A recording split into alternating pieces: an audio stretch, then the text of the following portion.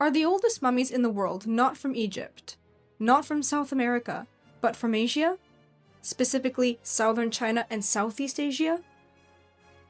A groundbreaking study suggests that hunter-gatherers across this vast region started mummifying their dead more than 10,000 years ago. That's thousands of years before the Egyptians. But how were these individuals mummified? What's the evidence? And do they even qualify as mummies? I'm Madam Archaeologist, your go-to informant on everything archaeology, and in this episode, I'll dive into the fascinating study that's completely changing what we know about the timeline of mummification. I'll discuss the burials, assess the evidence, and show you how this practice is far from being dead. Before diving into the details, let's quickly go over what a mummy is and the main types. A mummy is the body of a dead person or animal who has been unusually well preserved. When human agency is involved, when people have treated a corpse to help preserve it, we call the mummy an artificial mummy. There are also natural mummies, which have been preserved due to their burial environment. This usually happens in dry deserts, glacial regions, or acidic and anaerobic peat bogs. The burial environment also affects the ultimate preservation of an artificial mummy, but there's a big difference because with artificial mummies, there was human agency involved. Humans have treated a corpse to help preserve it. The most famous artificial mummies are those from Egypt. The ancient Egyptians developed elaborate techniques for mummifying their dead, like dehydrating the body with natron, treating it with balms and resins, removing organs, and wrapping the corpse. Though not everybody who was mummified in the same way. I discussed this in more detail in my episode on Christian mummies. I highly recommend giving it a watch. While the Egyptian mummies are the most famous, they're not the oldest mummies in the world. Previously, this title was held by the Chinchorro culture of South America. The treatment afforded to the bodies varied, but we do see things like organ removal, muscle removal, skinning, and stuffing and reconstructing bodies with different materials. The oldest of these artificial mummies is roughly 7,000 years old, but the Atacama Desert, where the mummies have been found, was naturally mummifying bodies as early as 9,000 years ago. Now, we have evidence artificial mummification took place even earlier in a completely different part of the world, Southeastern Asia. The research has been published in this paper, Earliest Evidence of Smoke-Dried Mummification, more than 10,000 years ago in southern China and Southeast Asia. This keyword, smoke-dried, is important. Remember, mummification is the process of preserving a body, and there are different techniques you can employ to do that. Smoke drying is one of them where, put simply, a body is preserved through sustained exposure to smoke over a fire. Other steps may be involved, for example, poking or cutting parts of the body to drain fluids, but I won't get into any graphic details here. The important thing to know is that the body is subjected to sustained exposure to smoke. And what this study has found is, essentially, evidence that people, hunter-gatherers specifically, started practicing smoke-dried mummification in a region that encompasses southern China and Southeast Asia more than 10,000 years ago. Now, in this region, we see this phenomenon, archaeologically speaking, among ancient hunter-gatherer societies of burying their dead in what are termed here flexed, tightly crouched, or squatting positions, usually bearing signs of tight binding. You can see some examples here. And what's of interest is that some of these burials have bones that feature obvious signs of exposure to fire. They are partially burnt and blackened. But how did the researchers go from this observation to concluding that the bodies had been smoke-dried? I'll explain. The researchers first analyzed ancient hunter-gatherer burials from 95 archaeological sites in southeastern Asia. They then took a smaller sample for further testing using special scientific techniques, which I'll discuss soon.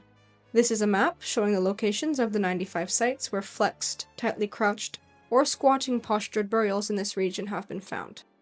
We see this phenomenon in southern China, Vietnam, the Philippines, Laos, Thailand, Malaysia, Indonesia, and one site is also in Taiwan.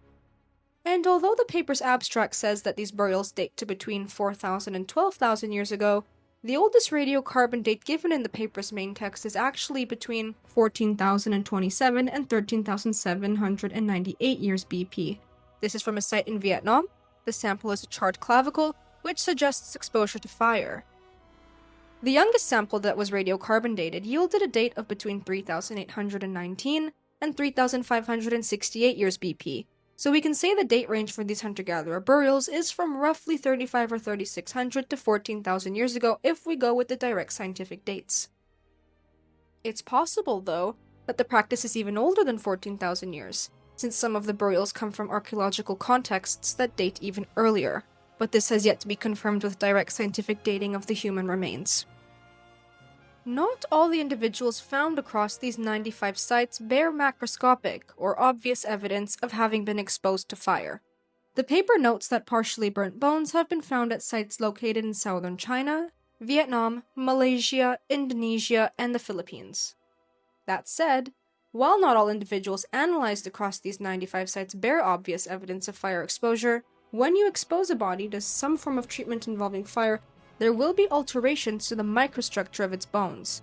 So even if there aren't any external or macroscopic signs, you can find out whether a deceased individual's body had been exposed to heat by studying bone samples with special scientific equipment. Now, with regards to the type of treatment involving fire the Southeast Asian hunter-gatherers had received, they have obviously not been cremated, and no evidence has been recorded in the graves themselves to suggest that the burning seen on some of the bones came from fires that had been lit directly in the graves when a body was being placed in it. So, another option to explain the pattern we see here is that the bodies had been mummified via smoke drying prior to burial. To quote the paper, given the predominance of evidence for burning in some anatomical areas, but not across the whole skeleton, the intended treatment most likely was not full cremation. Instead, the charring appears localized and consistently associated with specific anatomical areas, particularly on the lower limbs, elbows, and frontal areas of the cranium. This pattern suggests that the bodies may have been arranged in tightly flexed or seated positions and exposed to heat in a controlled or semi-controlled environment prior to burial. Most plausibly, the remains underwent a treatment involving proximity to fire, such as smoking, that affected particular skeletal areas more prone to burning, especially in areas with less muscle mass and thinner soft tissue coverage. If this interpretation is correct, then even skeletal elements that lack visible signs of burning may preserve subtle structural or compositional changes indicative of heat exposure, potentially testable through further analysis." End quote. With this in mind, the researchers selected bone samples from 54 burials across 11 sites in southern China, Vietnam, and Indonesia, and they used two scientific techniques to analyze their internal microstructure: X-ray diffraction and Fourier transform infrared spectroscopy, abbreviated XRD and FTIR, respectively. These allowed the researchers to detect the former heating of bones where evidence is not visible to the naked eye. X-ray diffraction was performed on 20 bone samples from sites in Vietnam, while FTIR was successfully performed on 64 bone samples from 11 sites in southern China, Vietnam, and Indonesia. The results showed, drumroll, that most of the samples had been exposed to heat. X-ray diffraction, which is useful for identifying alterations caused by high temperatures, showed that out of the 20 studied bone samples, 9 had been heated at temperatures above 525 degrees Celsius, 8 had probably been heated at lower temperatures as they displayed patterns like those seen on bones that had been heated to roughly 525 degrees Celsius, and 3 had likely not been heated at all. Meanwhile, FTIR, which is useful for assessing both low and high temperature exposure, showed that out of 64 analyzed samples, 33 had been exposed to low temperature heating, while 23 showed evidence of high temperature heating or burning. The remaining 8 samples did not bear any evidence of having been heated at all. The researchers also found, and this is important, that at least part of the blackened bits of bone came from the smoking treatment and not from direct intentional burning. In their own words, "From our FTIR results, we infer a mechanism that did not involve intentional direct burning to explain part of the observed discolorations, this mechanism being smoke-induced blackening." End quote. They give an example of a fibula, or calf bone, from a burial found at a site in Vietnam. The fibula's surface features both black and yellowish patches, but when these sections were analyzed using FTIR, the results suggested that these sections had all been treated at the same temperature. Therefore, this suggests that the discoloration arose from soot deposition in a low-oxygen, smoky environment. The burnt and blackened parts of bones may have arisen when parts of the body were accidentally burnt away, which would have exposed the bones beneath to the fire and smoke. This finding adds strong evidence in favor of a smoke-drying treatment as opposed to some other funerary rite involving fire. The paper interprets these results as, I quote, "Taken together, these XRD and FTIR results suggest that the examined individuals underwent a distinct form of heat treatment before burial. different body parts were exposed to relatively low temperatures, with only certain skeletal regions being subjected to direct burning. Some blackened areas may have resulted from incidental burning, while others were likely caused by prolonged exposure to smoke rather than open flames. This pattern of heat exposure suggests a specialized mortuary practice in the pre-farming communities that existed across southern China and Southeast Asia. Unlike conventional cremation, which involves uniform burning of the entire body, this treatment appears to have involved controlled heat application or smoke exposure. End quote. You can see here in this map on the right the sites where the researchers have found what they deem conclusive evidence for smoking in comparison to all 95 sites shown in the map on the left. Though note that only 11 sites out of these 95 were subjected to further analysis using XRD and FTIR. Out of these 11 sites, 9 showed evidence of smoke-dried mummification. These sites are in southern China, Vietnam, and Indonesia. However, remember that burnt bones have been found in Malaysia and the Philippines as well, so the practice was likely more widespread than this. Now, what's also interesting, and adds strength to the interpretation that the corpses had been smoked to cure and mummify the skins around their skeletons, is that smoke-dried mummification is actually attested in the ethnographic record of regions nearby. Ethnography is a way of researching a group of people by embedding yourself into their community. There's actually a specific subfield of archaeology called ethnoarchaeology, where archaeologists study present-day cultures or societies and use this knowledge to help interpret the archaeological record. And ethnoarchaeology has received its fair share of criticism. For example, some archaeologists have noted the temporal and geographical distances between the cultures that are studied ethnographically and the cultures that we are studying archaeologically. What do present-day societies in Oceania or Central Africa have to do with people who lived in Europe thousands of years ago, for example? This is a fair criticism. Some archaeologists prefer to use the ethnographic record as a way of showing us the diversity of human practices rather than as a means of filling the gaps in our archaeological material. This is also fair. That said, we see something really unique here in Southeast Asia.